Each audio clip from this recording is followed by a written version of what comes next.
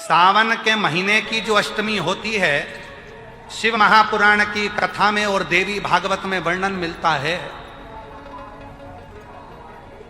देवी भागवत में और शिव पुराण में वर्णन मिलता है, अष्ट सिद्धि नवनिधि 64 योगिनी सारी विद्या नव देवी सब सावन के महीने की अष्टमी तिथि के दिन महादेव से मिलन करने आती है।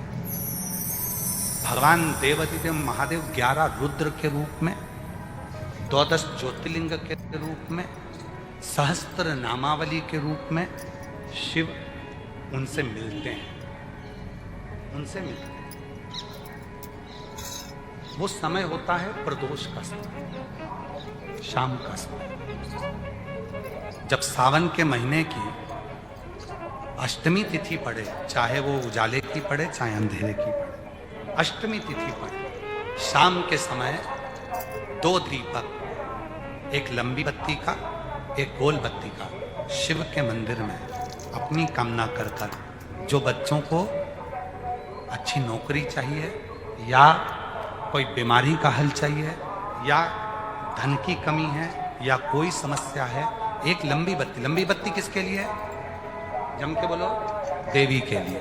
गोल बत्ती किसके लिए? देव। 2 बत्ती घी की, गोल बत्ती को जलाओ पहले, फिर लंबी बत्ती का जो दिया हो उसकी बत्ती का मुख गोल बत्ती की ओर हो, वो बत्ती अपनी ओर नहीं हो। समझ में आ रहा है ना सबको? अच्छा, भोलेनाथ जी को भी मालूम है आज ये वाली कथा बाचेगा जब ये दिया आ गया हो।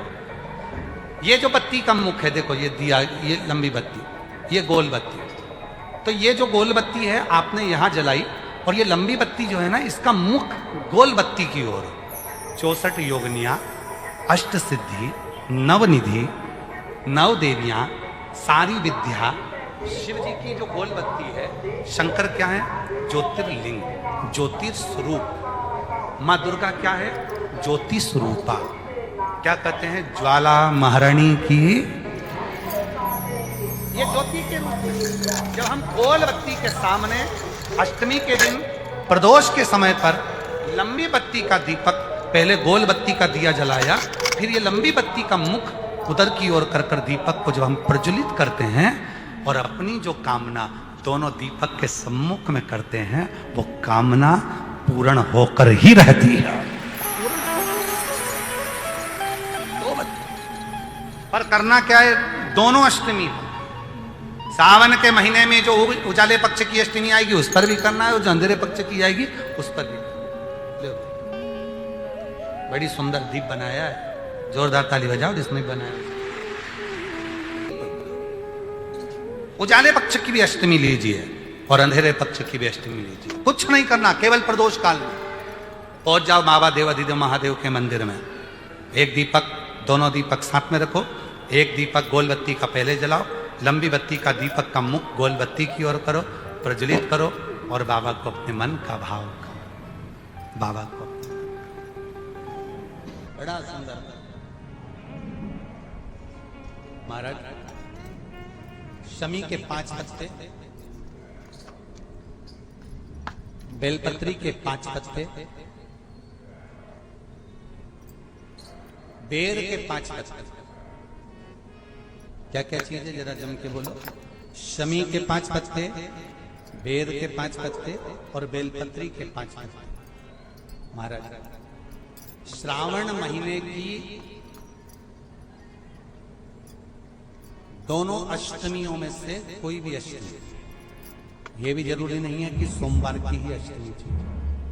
श्रावण महीने की दोनों अष्टमियों में से कोई भी अष्टमी को बेर के पत्ते पर लाल चंदन, बेलपत्री के पत्ते पर पीला चंदन, शमी के पत्र पर केवल कोई चंदन लगाने की जरूरत नहीं, सादा केवल एकदम कुछ भी उसमें लगाकर नहीं।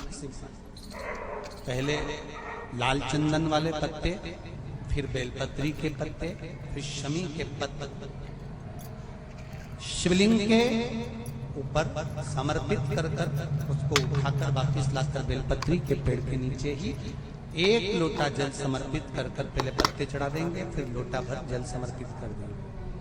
उसी चढ़े हुए पत्तों में से 5 बेलपत्र को लेकर अपने घर जा और अवधूतेश्वर महादेव, कौन से महादेव? अवधूतेश्वर महादेव। ये अवधूतेश्वर महादेव कौन से हैं? आपको कथा में कई बार वर्णन करा गया है। शंकर भगवान को क्रोध आया, ब्रह्मा जी ने क्रोध को लिया, समुद्र में डाला। उस रूप को क्रोध का एक रूप था, क्योंकि जो मदिरा पान करने वाले होते हैं, व्यसन करने वाले होते हैं, गलत काम करने वाले होते हैं, इनको सुधार कर जाओ। जितना तुम समझाओगे ये उतना कबूल होंगे। तुम बच्चों से कहोगे गलत लड़के के साथ रह रहा मत रहे, तो और ज्यादा क्रोध करेगा, और चिड़चिड़ करेगा, और अपशब्द कहेगा। तो ये क्रोध को सही नहीं करता। अवधूतेश्वर अवधूतेश्वर महादेव का स्मरण कर 5 पत्तों को लेकर आइए। कुछ समय बाद जैसा जैसा समय की अनुकूलता मिले, आप किसी मदिरा का पान करने वाले या किसी व्यक्ति को वो पत्ते दोगे या प्रसाद के रूप में दो तो अच्छी बात है, नहीं तो उस पत्ते का थोड़ा थोड़ा भाग भी प्रतिदिन मात्र 21 दिन तक अगर थोड़ा थोड़ा भाग भी दे दिया जाए तो धीरे धीरे धीरे धीरे मदिरा पान, व्यसन, गलत आदतें छूटना प्रारंभ हो जाती है और वो शंकर की शरणागति ग्रहण करते हैं। महाराज शिव अर्चना, ये तो अभी अभी लोगों की थोड़ी सी सोच गलत हो गई। ये दुनिया के लोगों को ये तो मालूम नहीं है भगवान शंकर के लिए। हाँ, शंकर भगवान के पास में भांग रहती है, शंकर भगवान के पास में भांग रखी हुई होती है। शंकर भगवान का भांग का श्रृंगार होता है, क्योंकि उसको बूटी के रूप में, औषधि के रूप में लिया जाता है। और कोई कहे कि शंकर भगवान भांग का नशा करते हैं, तो ये संसार के लोगों को समझा देना कि शिव भांग का नशा, मेरा भोलेनाथ भांग का नशा नहीं। शिवलिंग पर शंकर भगवान के शिवलिंग में 3 जगह ऐसी है जहां पर पुष्प या इत्र या बेलपत्र या सुगंधित पदार्थ भगवान शंकर को समर्पित करा जाता है तो रोग से निवारण होता जाता है। 3 स्थान समझेंगे। ये शिवलिंग जलाधारी अशोक सुंदरी का स्थान मध्य में, इधर गणेश का स्थान, इधर षडानंद कार्तिकेय का स्थान। 3 स्थान हैं जहां पर बन सके।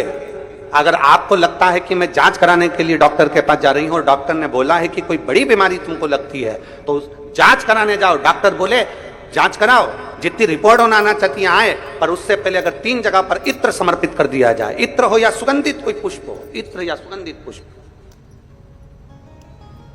3 स्थान पर अगर इत्र समर्पित किया जाए तो वो स्थान और इत्र समर्पित कर आप जाओ, फिर जांच कराओ, मना नहीं, पर वो 3 स्थान बताएगा। पहला स्थान अशोक सुंदरी और भगवान शंकर का जो शिवलिंग रखा है उसके बीच में जो अशोक सुंदरी और शंकर भगवान के शिवलिंग के बीच में एक जगह खाली पड़ी रहती है।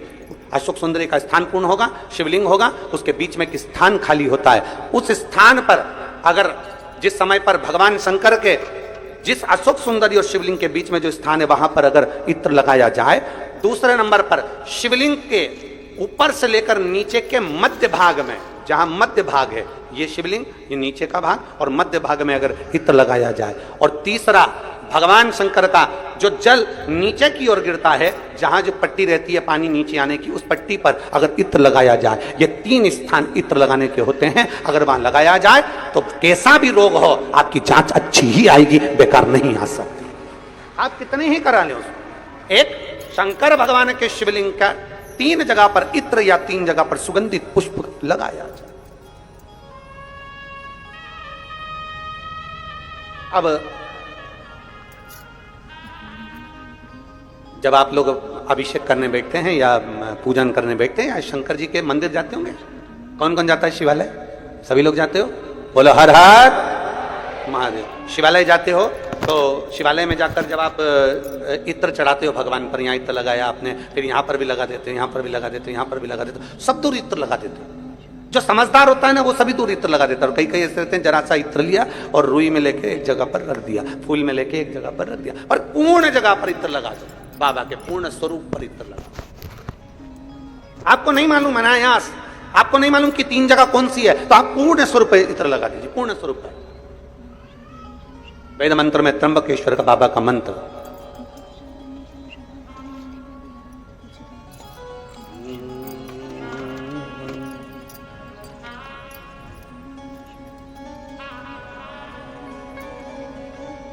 महामृत्युंजय मंत्र, वेद मंत्र का बड़ा सुंदर मंत्र, जिसका हम उच्चारण पूर्ण रूप से नहीं करते हैं व्यासपीठ से, उसको हम मंत्र को मन में गुनगुनाते हैं। एक बार आप भी बाबा के मंत्र को मन में गुनगुनाइए।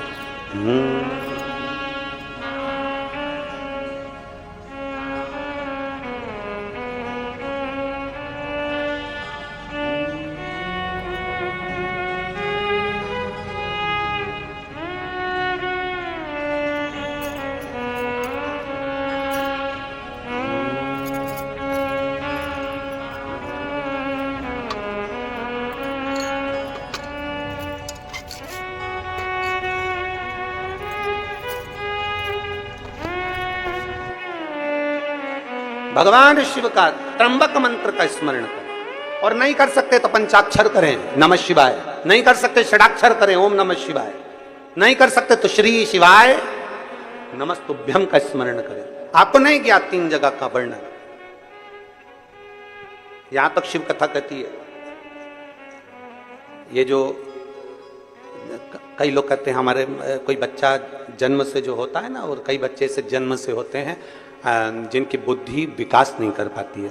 डॉक्टर कहते हैं ये बच्चा अन्य बच्चे से 2 साल 4 साल 3 साल 6 महीना पीछे चलेगा। अब माँ सोचती है मेरा बेटा 2 साल 4 साल 6 साल पीछे अन्य बच्चों से। हाँ, तब उस जगह पर शंकर भगवान के शिवलिंग अशोक सुंदरी की जगह और मध्य का जो खाली स्थान है, मध्य का जो स्थान बचा हुआ है, वो स्थान, कई बार लोग कहते हैं गुरुजी ये पार्वती जी है, ये शिवलिंग है, ऊपर जो जलाधारी में से जल बह रहा है, शंकर जी की 5 लड़कियां हैं, जया विषहरा शामली बारी दौतली देव, ये अशोक सुंदरी, ये गणेश कार्तिकेय का स्थान, जो बीच में अशोक सुंदरी और शिवलिंग के बीच में जगह है, वो स्थान किसका है? शिव पुराण में इसका लिंग पुराण के अंतर वर्णन आता है कि वो स्थान भगवान शंकर की जो जितनी सती, उमा, कात्यायनी, कुष्मांडा, स्कंदा, जितनी महागौरी, जितनी माताएं पूर्व में रही हैं, इन माताओं का स्थान शंकर ने यहाँ रखा है। और वो स्थान ऐसी जगह है, अगर कोई बच्चा कितना भी पीछे है, डॉक्टर कह दिया इसको कि ये अन्य बच्चों से 2 साल पीछे, अन्य बच्चों से 4 साल, इसका विवेक काम नहीं कर रहा। एक छोटी सी बेलपत्र, एक छोटी सी बेलपत्र, छोटी सी बेलपत्र, छोटी, और उस छोटी सी बेलपत्र को, छोटी सी बेलपत्र को उस स्थान पर अशोक सुंदरी की ओर डंडी कर कर उस स्थान पर छोटी सी बेलपत्र को रखिए, और 3 बार उसी स्थान पर जल समर्पित कर कर वही बेलपत्र बेटे को लाकर बच्चे को, वो खाए ना तो पीस कर कैसे भी उस बच्चे को धीरे धीरे देना चालू करिए। आप खुद अंतर देखेंगे कि 3 महीने 4 महीने में उसका विभाग, उसके विवेक में, उसकी बुद्धि में अंतर आया कि नहीं। वो स्थान की मूलता, इसलिए शिव महापुराण की कथा कहती है देवी जी का एक स्वरूप अरण्यानी, जो आज भी भारत की भूमि पर कई मंदिर हैं माता के, उसमें एक प्रसिद्ध मंदिर है बिहार में, बिहार के भोजपुर में मां अरण्या का मंदिर है, अरण्यानी माता, अरण्या देवी का,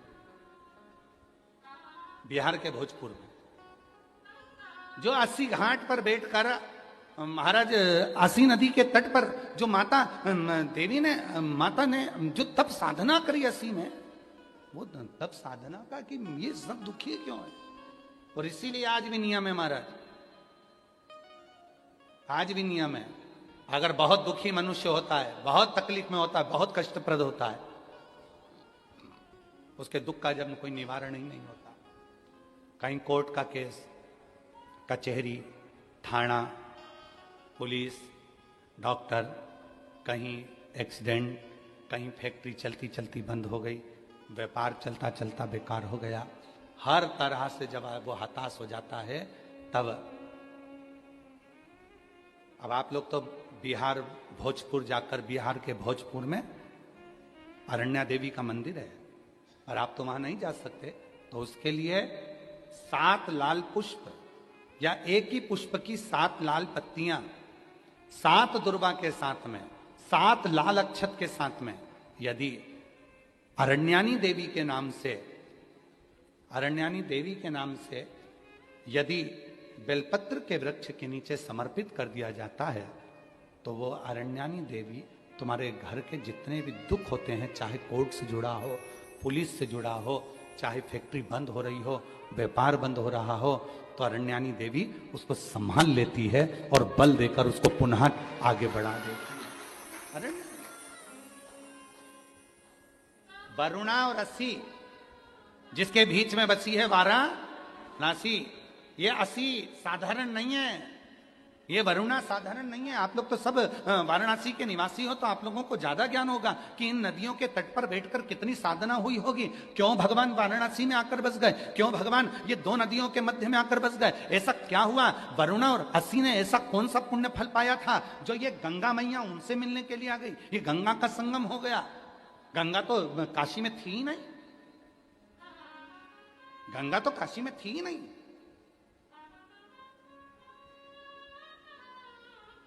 कौन लेकर आया इनको? कौन? ये वरुणा रसी ने ऐसा कौन सा पुण्य कर दिया था जो गंगा को लेकर यहां आ गई? कौन सा आंतरी अनसुईया ने तब कर दिया था जो अनसुईया जी के कहने पर गंगा यहां पहुंच गई? कौन सा तप शनि महाराज ने कर लिया था जो गंगा जी यहां पहुंच गई? सप्त तप की, कल सप्त केशव की बात, पंच केशव की बात चल रही थी, आज सप्त तप की बात है। शनि महाराज का तप, आंतरी अनसुईया का तप, वरुणा का तप, असी का तप, भृगु का तप, कितने तप हैं यहां। और उस तप के बल पर कोई गंगा ऐसे ही नहीं आई है। गंगा का तो सीधा सीधा रूट था, गंगा सीधी जा रही थी, पर काशी के लिए मुड़ी फिर चली, काशी के लिए मुड़ी फिर चली। क्यों आई है? कभी विचार करना, वाराणसी में निवास करने वाले कभी विचार करें कि गंगा मैया को लेकर आने वाला, गंगा मैया को यहां स्थापित करने वाला, गंगा मैया किसके कहने पर क्यों आई, किस तप के बल पर, किस साधना के बल पर, किस भाव से यहां पहुंच गई? कभी विचार करिए। असी के तट पर कौन सी देवी है?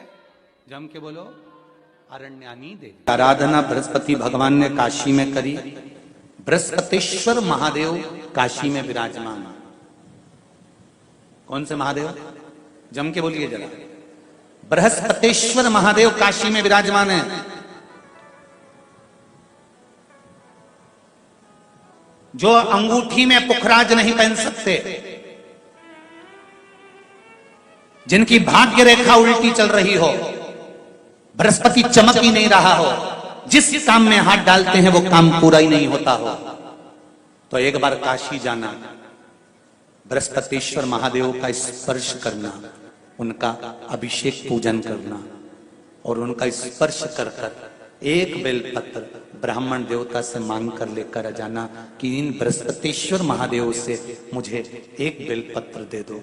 तुम्हें पुखराज पहना कि नहीं पहना, हीरा रतन माणिक पहना कि नहीं पहना, वो बेलपत्र इतना चमत्कार कर देगी कि जिंदगी में कभी संपदा की कमी आएगी नहीं।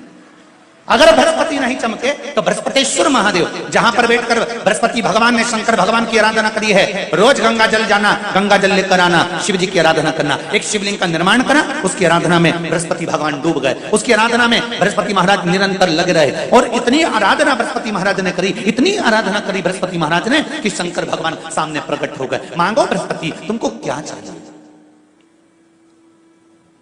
कुछ नहीं, केवल आपका भजन। नाम रख दिया, तुम्हारा नाम बृहस्पति रहेगा। बृहस्पति भगवान का एक नाम बृहस्पति भी रख दिया और तुम साधारण नहीं रहोगे। तुमने मेरी आराधना करी है तो देवताओं के गुरु बनकर विराजमान होगे। अब अभी तक 2 भार इंद्र के पास में थे, बहुत ध्यान देकर समझना ये नवग्रह कथा को। 2 भार थे इंद्र के पास। इंद्र देवताओं के गुरु भी बनकर बैठे थे, देवगुरु बृहस्पति की जगह पूर्व में इंद्र ही देवगुरु का पद संभाल रहे थे, और देवराज का पद भी इंद्र के पास में था। कौन कौन से पद थे, जम के बोलो जरा। पहला पद देवराज इंद्र का, दूसरा पद देवगुरु, देवगुरु का पद भी इंद्र के पास में था और देवराज का पद भी इंद्र के पास में था। ये दो पद जब होता है साधारण भाषा में आप ले लीजिए, किसी के पास में अध्यक्ष का पद भी है, किसी के पास में और कहीं का पद भी है, 2-3 पद उसके पास में विराजमान है, तो उसके पास में 2-3 पद अगर विराजमान है तो फिर उससे अगर एक पद ले लिया जाता है तो उसको अहंकार आ जाता है, उसको गुस्सा आ जाता है कि बताओ अभी तक तो मुझे पूछा जा रहा था, अब तुम तो वो पद पे भी जान दो। जैसे तुम किसी कुर्सी पर बैठे हो, कथा सुन रहे हो और इतने में कोई रिश्तेदार बाहेती जी का आ गया और तुम बढ़िया आराम से बैठे थे, और बैठे बैठे इतने में बाहेती परिवार से कोई आया और उसने तुमको उठाया, प्लीज थोड़ा सा, और तुम्हें उठाकर दूसरी जगह बिठा दिया और उन्होंने अपने वाले को कुर्सी पर बिठा दिया। अब बोलो, जो उठा, जिसको उठाया था उसका भगोने जैसा मुंडा हुआ कि नहीं हुआ?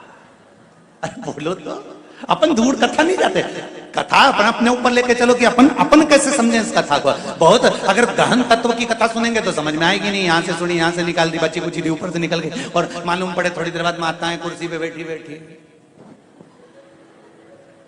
अब फिर तो अपन तो अपने पर लेकर चलो ना, कि जैसे कोई आप कुर्सी पर बैठ गए और इतने में इनके रिश्तेदार कोई आए और आने पर उन्होंने कहा दिया तुम यहां से उठो, दूसरी जगह जाके बैठो, इतने में तुमको बुरा लग गया, बुरा लगा, मुंह भगोने जैसा हो गया, गुस्सा आ गया। उसी तरह इंद्र के पास में 2 सत्ता थी, एक देवराज इंद्र थे और दूसरे गुरु का पद भी इंद्र के पास में था। देवताओं के गुरु बनकर इंद्र घूम रहे थे, पर अब उल्टा हो गया। शंकर भगवान ने बृहस्पति महाराज को देवगुरु बना दिया।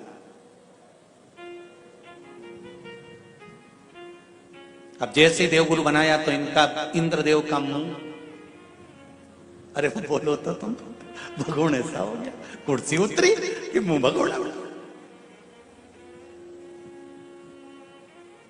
अब इनका मुंह भगोने जैसा हो गया तो गुस्सा तो गुस्सा। इतने में इंद्र ने, बृहस्पति महाराज देवगुरु बन गए, इंद्र सिंहासन पर बैठे थे, अप्सराओं का नृत्य देख रहे थे, वहीं से देवगुरु बृहस्पति का आगमन हुआ। बृहस्पति महाराज जैसे ही आए तो इंद्र तो सिंहासन पर बैठकर पूरा अप्सराओं का नृत्य देख रहे थे, उनको देवगुरु बृहस्पति से मतलब ही नहीं था।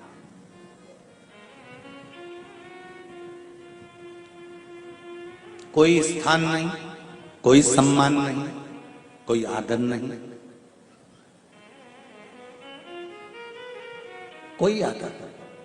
जिसको घर के बड़े बुजुर्ग सम्मान देते हैं, घर के बच्चों का भी फर्ज है कि उसका सम्मान बच्चे करें। सही है कि गलत है? घर के बुजुर्ग उसको सम्मान दे रहे हैं ना, घर के बड़े उसका सम्मान कर रहे हैं ना, तो घर के बच्चे कहते हैं नहीं, वो तो हमारे लिए गलत सोचता है, हमेशा हमारे लिए अपशब्द बोलता है, हमेशा आड़ा टेढ़ा बोलता है। तो घर के बुजुर्ग कहते हैं तुम्हें क्या करना है, जब हम सम्मान दे रहे हैं तो तुम भी दो, हम आदर कर रहे हैं तो तुम भी करो।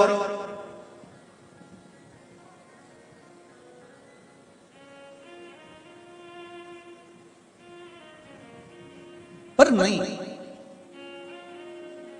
महाराज, आदर आप भी करो, सम्मान आप भी करो, पर वो आदर, वो सम्मान बहुत मुश्किल। अब जब बृहस्पति महाराज का सम्मान नहीं हुआ, बृहस्पति महाराज वहां से उठकर चले गए, बोले नहीं। जो समझदार होता है वो तुरंत कह देता है कोई बात नहीं, मैं चले जाता हूं, कोई मुख पर क्रोध नहीं, कोई चिड़चिड़ प्रवृत्ति नहीं, कोई अपशब्द नहीं। एक बात मैं आप सबको कहना चाहूंगा, किसी जगह पर यदि आपका अपमान हुआ है, बहुत ध्यान देना जरा, कथा थोड़ी भारी है पर समझ लोगे आप। किसी जगह पर यदि आपका अपमान हुआ है तो आप भगवान शंकर को धन्यवाद देना कि मैंने पूर्व में किसी का अपमान करा होगा तो मेरा हिसाब आपने इतनी जल्दी बराबर कर दिया है, इतनी जल्दी बराबर कर दिया। ये थोड़ा सा अपमान मेरा कराया, मेरा हिसाब बराबर हो गया। कोई गाली दे रहा है, देने दो, शंकर भगवान को धन्यवाद देना, बाबा बड़ी कृपा करी। मैंने पूर्व में इसको गालियां दी होंगी, अपशब्द कहा होगा, तो इसने मुझे पलट कर गाली दे दी, अपशब्द कह दिया। ये तेरी कृपा है, ये तेरी दया। और जब तक तेरी करुणा, तेरी कृपा, तेरी दया नहीं हो, तब तक कुछ हो ही नहीं सकता। तेरी कृपा।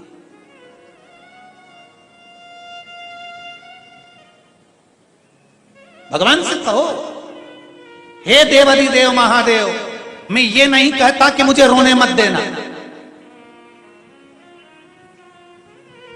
क्योंकि कर्म का भोग तो मुझे भोगना पड़ेगा। देवाधिदेव महादेव से कहो, हे देवाधिदेव महादेव, मैं ये नहीं कहता कि मुझे रोने मत देना, पर इतना जरूर कहता हूं, तेरे सिवा किसी दूसरे के आगे झुकने मत देना। बस इतनी कृपा कर।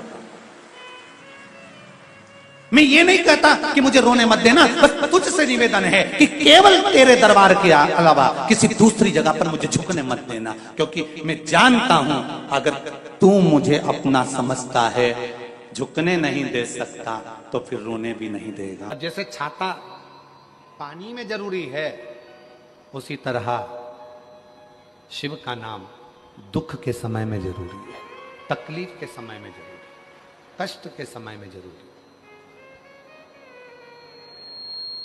और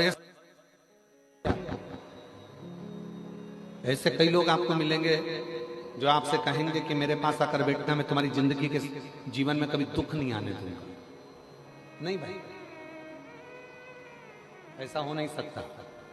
शिव महापुराण की कथा कहती है, दुख और सुख ये दो पहलू हैं, ये तो हमारे जीवन में चलेंगे।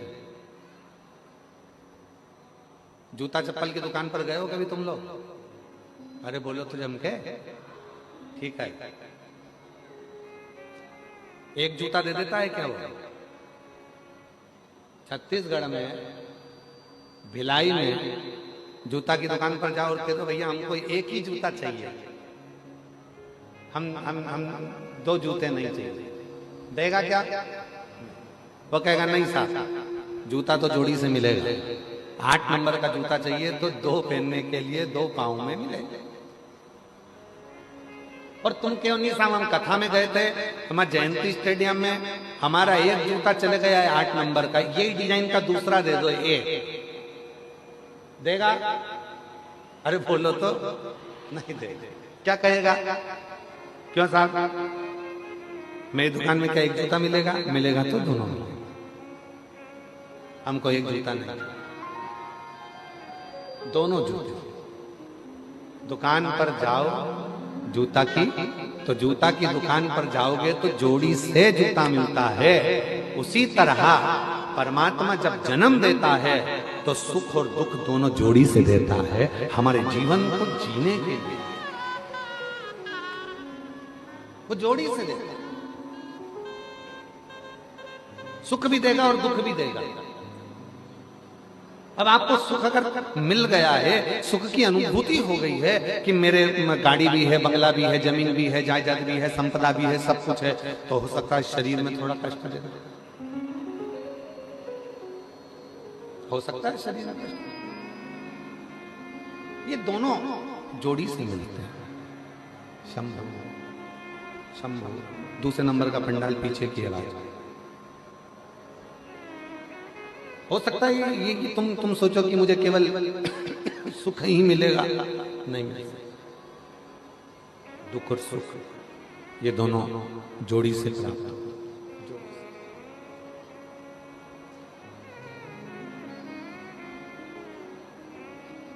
और जब आपने ये विचार कर लिया कि मेरे अंदर वो आत्मविश्वास है, मेरे अंदर वो विश्वास है कि मैं शिव का नाम लूंगी, एक लोटा जल चढ़ाऊंगी और एक लोटा जल चढ़ाने के बाद मेरा जो दुख है वो धीरे धीरे धीरे धीरे पूरा समाप्त हो जाएगा।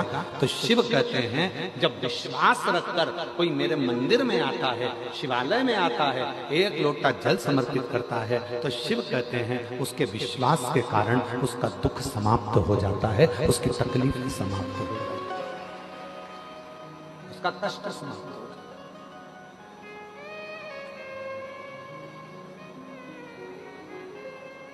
अब लोग क्या कहते हैं, सियोर वाले बाबा जी ने एक लोटा जल चढ़ाना बताया, बेलपति चढ़ाना बताई, सियोर वाले बाबा जी ने कहा कि नीला पुष्प चढ़ा देना, सियोर वाले बाबा जी ने कहा ये तुमने क्यों कब चढ़ाया? जब तुम्हारे अंदर विश्वास प्रबल हो गया, जब तुम्हारे अंदर भरोसा प्रबल हो गया, जब तुम्हारे अंदर दृढ़ता प्रबल हो गई, जब तुम्हारे अंदर शिव के प्रति प्रेम प्रबल हो गया, और ये विश्वास, ये दृढ़ता, ये भक्ति जब भीतर प्रबल हो जाती है, तब जाकर अपने जिंदगी के सारे दुख मिटना प्रारंभ हो जाते हैं और सुख आना प्रारंभ हो जाता है।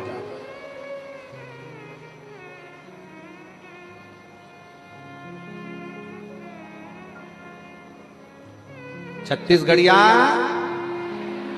जम के बोलो जरा, छत्तीसगढ़िया जय जोहार।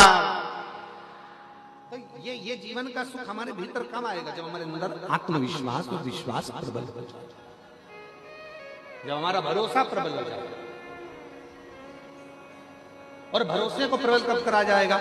जब आपके अंदर शिव महापुराण की कथा भीतर समाहित होती चली जाएगी, अपने भीतर भगवान शंकर की कथा समाहित होती चली जाएगी, और तुम्हारे अंदर ये भाव आ जाएगा कि अब मैं पूर्ण तरह से पक चुका हूं और मुझे मालूम है कि सारी समस्या का हल एक लोटा जल। ये मुझे मालूम है कि सारी समस्या मेरी मिटेगी।